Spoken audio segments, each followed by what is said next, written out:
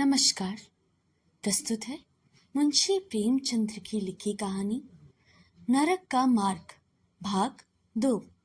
कहानी में अभी तक हमने देखा कि महिला का विवाह एक ऐसे व्यक्ति से होता है जो उसके साथ भावनात्मक रूप से मेल नहीं खाता। महिला का पति धार्मिक और कठोर है, जबकि महिला श्रृंगार और कला में रुचि रखती है। महिला अपने पति के व्यवहार से बेहद दुखी होती है। वो एक ऐसे पुरुष से शादी कर लेती है जिससे मेल नहीं खाता, जिससे कहानी में महिला को लगता है कि वह जीवन के दुख में फंस गई है। वह समाज और परिस्थितियों के कारण उसकी स्थिति और खराब हो जाती है और वह अपने जीवन को नर्क से कम नहीं देखती। तो चलिए बढ़ते हैं आज की कहानी में। 3 दिनों से बीमार है।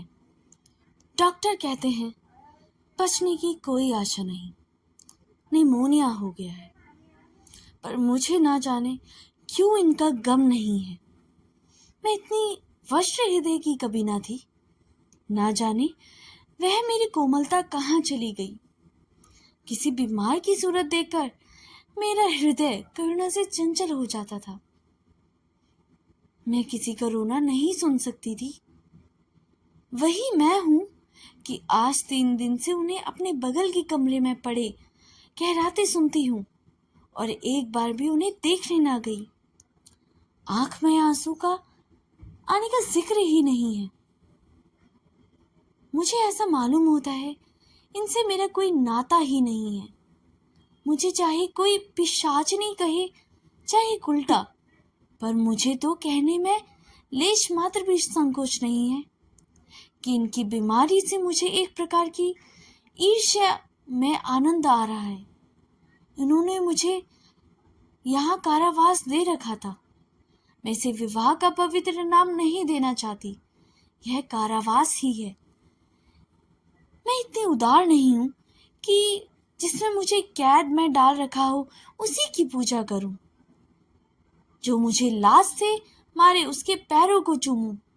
मुझे तो मालूम हो रहा है ईश्वर इन्हें इस पाप का दंड दे रहे हैं।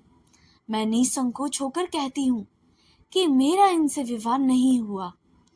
स्त्री किसी के गले बांधे जाने से उसका विवाहित नहीं हो जाती। वही संयोग विवाह का पद पा सकता है जिसमें कम से कम एक बार तो हृदय प्रेम से पुलकित हो जाए। सुनती हूँ महाशय अपने कमरे में पड़े पड़े मुझे कोसा करते हैं, अपनी बीमारी का सारा बुखार मुझ पर निकालते हैं, लेकिन यहाँ इसकी परवाह ही नहीं।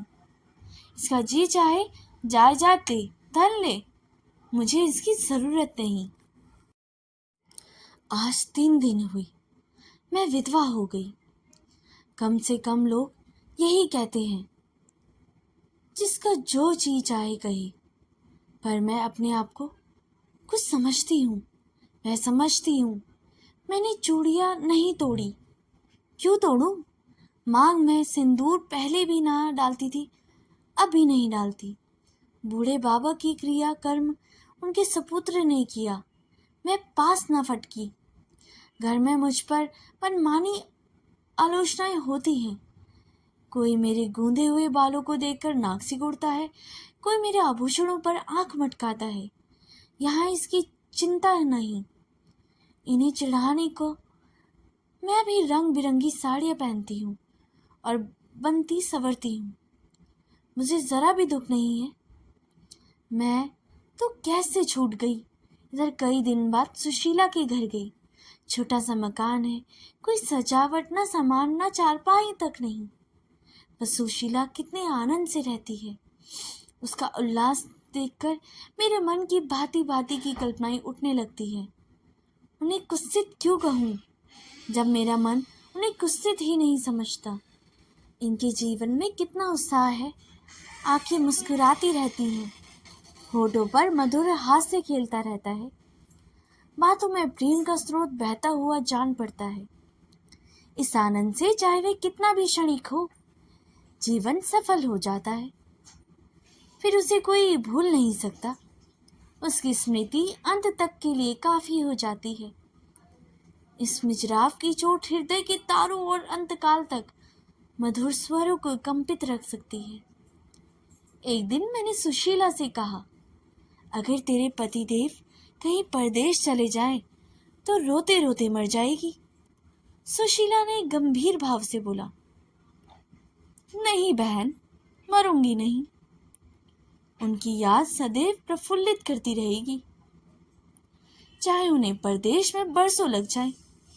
मैं यही प्रेम करती हूँ।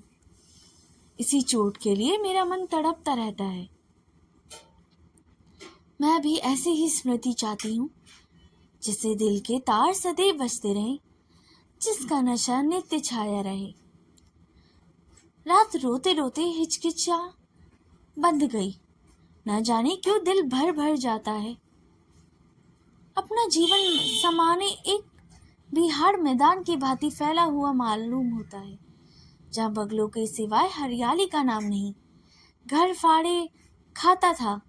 चित ऐसा चंचल हो रहा था कि कहीं उड़ जाऊं। आजकल भक्ति के ग्रंथों की ओर ताकने को जी नहीं चाहता। कहीं सैर करने जाने की भी इच्छा नहीं होती थी। क्या चाहती हूँ वह मैं स्वयं नहीं जानती, लेकिन मैं जो कुछ नहीं जानती वह मेरा एक एक रोम जानता है। मैं अपनी भावनाओं की सजीव भूमि हूँ। मेरा एक एक अंग मेरे आंतरिक वेदना का अंतर्नाद कर रहा है। मेरे चित्त की चंचलता उस अंतिम दिशा तक पहुंच गई थी, जब मनुष्य को निंदा की न लज्जा रहती है और न भय। जिन लोभी स्वार्थी माता पिता ने मुझे कुएं में ढकेला, जिस पाषाण हृदय प्राणी ने मेरी मांग में सिंदूर डालने का स्वांग किया, उसके प्रति मेरे मन में बार बार दुष्कामनाएं उठती हैं। मैं उन्हें लज्जित करना चाहती हूँ। मैं अपने मुंह में कालिक लगाकर उनके मुख में कालिक लगाना चाहती हूँ, और मैं अपने प्राण देकर उन्हें प्राण दान दिलाना चाहती हूँ। मेरा नारीत्व लुप्त हो गया है। मेरे हृदय में प्रचंड ज्वाला उठी रहती है। घर के सारे आदमी सो रहे थे। मैं चुपके से नीचे उतरी, द्वार खोला और घर से निकली। जैसे कोई प्राणी गर्मी से व्याकुल होकर घर से निकलते हैं और किसी खुली जगह की ओर दौड़ते हैं। उस मकान में मेरा दम घुट गया रहा था। सड़क पर सन्नाटा था। दुकानें बंद हो चुकी थी। सहसा एक बुढ़िया आती हुई दिखाई दी। मैं डरी, कहीं चुड़ैल तो नहीं है। बुढ़िया ने मेरे समीप आकर मेरे सिर पर पांव तक देखा और बोली, किसकी राह देख रही हो? मैंने चिढ़कर कहा, मौत की। बुढ़िया, तुम्हारे नसीबों में तो अभी जिंदगी के बड़े बड़े सुख भोगने लिखे हैं। अंधेरी रात गुजर गई। आसमान पर सुबह की रोशनी आ रही थी। मैंने हंसकर कहा, अंधेरे में तो तुम्हारी आंखें इतनी तेज हैं कि नसीबों की लिखावट पढ़ लेती हो। बुढ़िया, अंधेरे में भी तुम्हारी आंखें इतनी तेज है कि नसीबों की लिखावट पढ़ लेती है। बुढ़िया, आंखों से नहीं पढ़ती बेटा, अक्ल से पढ़ती हूँ। धूप में चूड़े नहीं सफेद किए हैं। तुम्हारे बुरे दिन गए और अच्छे दिन आ रहे हैं। हंसो मत बेटी, यही काम करते इतनी उम्र गुजर गई है। उसी बुढ़िया की बदौलत जो नदी में कूदने जा रही थी, वे आज फूलों की सेज पर सो रही है। जो जहर का प्याला पीने को तैयार थी, वो आज दूध की कुलिया कर रही हैं। इसलिए इतनी रात गई निकलती हूँ कि अपने हाथों किसी अभागिन का उद्धार करके तो करूं। किसी से कुछ नहीं मांगती। भगवान का दिया सब कुछ घर में है। केवल यही इच्छा है कि अपने से जहां तक हो सके दूसरों का उपकार करूं। जिन्हें धन की इच्छा है उन्हें धन, जिन्हें संतान की इच्छा है उन्हें संतान। बस और क्या कहूं। वह मंत्र बता देती हूँ जिसकी जो इच्छा हो वह पूरी हो जाए। मैंने कहा, मुझे न धन चाहिए न संतान, मेरी मनोकामना तुम्हारे बस की बात नहीं। बुढ़िया हंसी। बेटी, तुम जो चाहती हो वह मैं जानती हूँ। तुम वह जियो चाहती हो जो संसार में होते हुए स्वर्ग की है, जो देवताओं के वरदान से भी ज्यादा आनंद प्रिय है, जो आकाश कुसुम है, गुलूर का फूल है और अमावस का चांद है। लेकिन मेरे मंत्र का वह शक्ति है जो भाग्य को भी संवार सकती है। तुम प्रेम की प्यासी हो।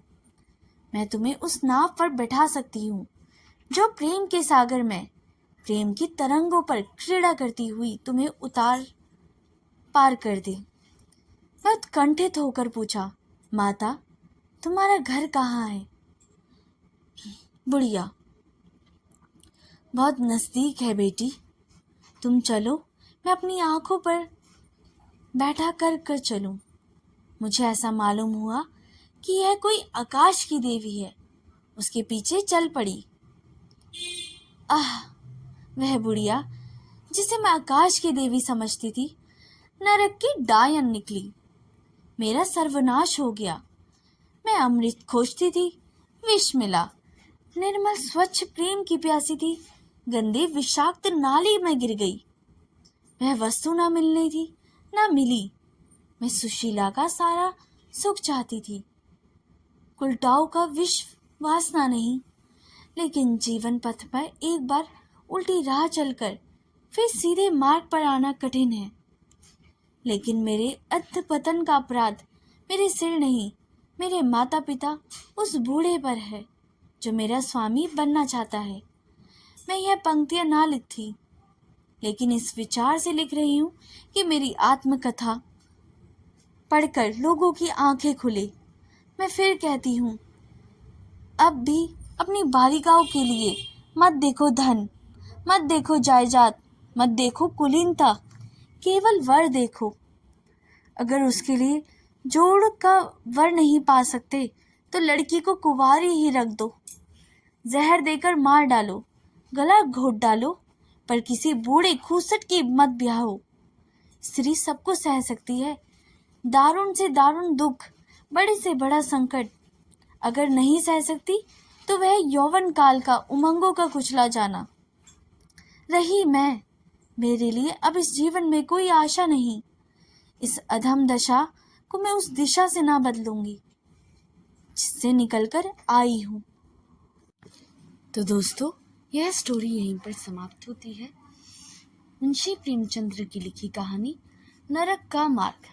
यह एक ऐसी कहानी है जो एक स्त्री के जीवन में दुखद घटना को दर्शाती है, जो एक ऐसे पुरुष से शादी कर लेती है जो उससे मेल ही नहीं खाता। महिला का विवाह एक ऐसे व्यक्ति से होता है जो काफी धार्मिक रूप से और कठोर होता है। स्त्री को श्रृंगार और कला में काफी रुचि होती है।